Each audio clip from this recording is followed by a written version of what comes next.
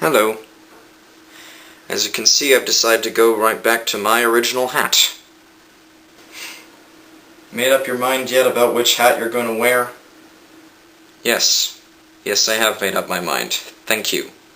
For the sake of getting to the point, I decided to talk this time about the movie Into the Wild, a film directed by Sean Penn, who normally acts in films, but here's another special case where an actor tries a hand at direction and it turns out very, very well, at least in my opinion. I've oftentimes been pestered quite a bit to give this film a try, mostly on the grounds that it has a soundtrack by Eddie Vedder, the head man of the band Pearl Jam, one of my favorite bands from the 90s, and it certainly sounded quite enticing to me, so I was willing to give it a shot, but for some reason just didn't get around to it until I had to for my film studies course, so now I've finally seen the film, and now I shall express my opinions on this film. This film actually has a surprising amount of similarities to one of the two documentaries I was just shown. More particularly, I mean Grizzly Man. There are quite a few similarities, but also a few differences between this film and Grizzly Man.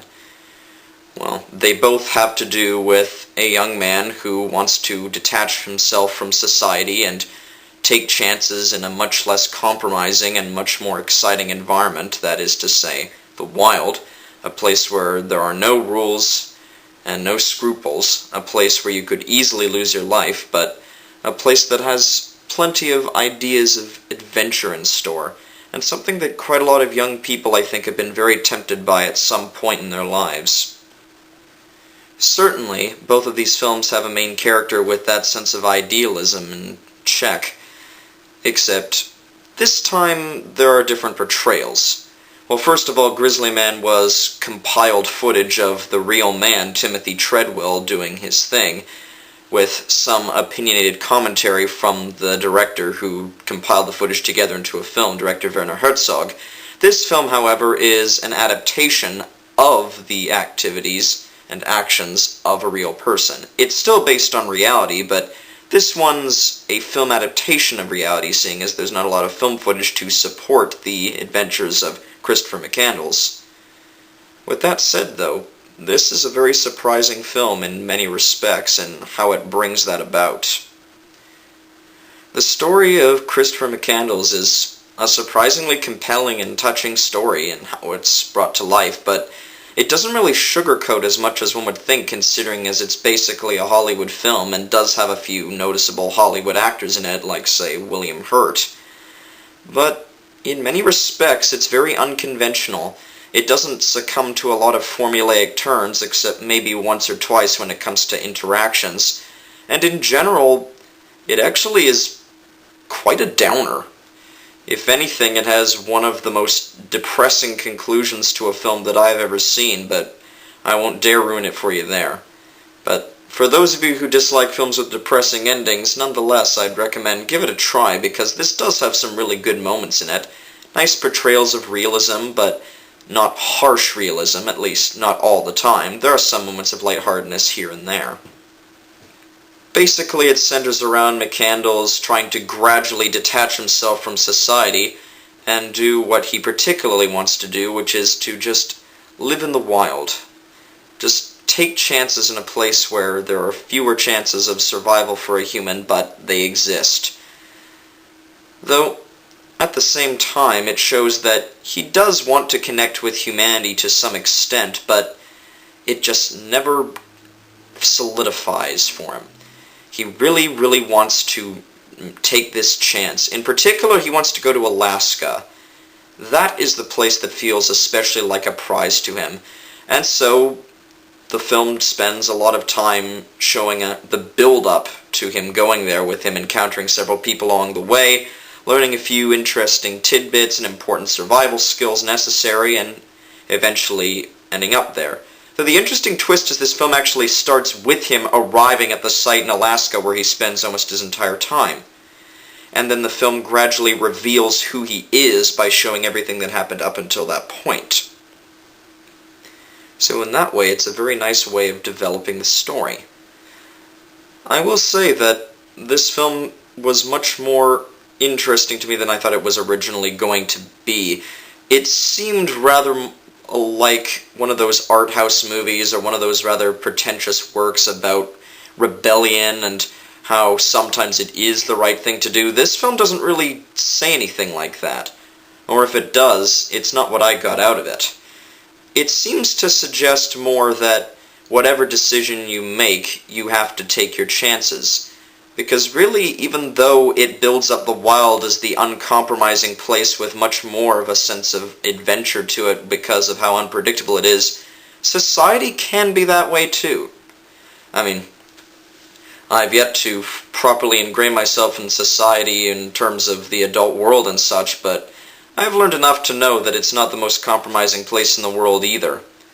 There are times where you have to keep a real head on your shoulders. But this film does seem to suggest that in a sense, is an even bigger problem for people and that it shouldn't be bound to it. Or maybe it's not. It's more the character of Christopher McCandless who's saying that, I would suppose. Certainly, though, he is a very compelling character. He's likable, he has moments of charm.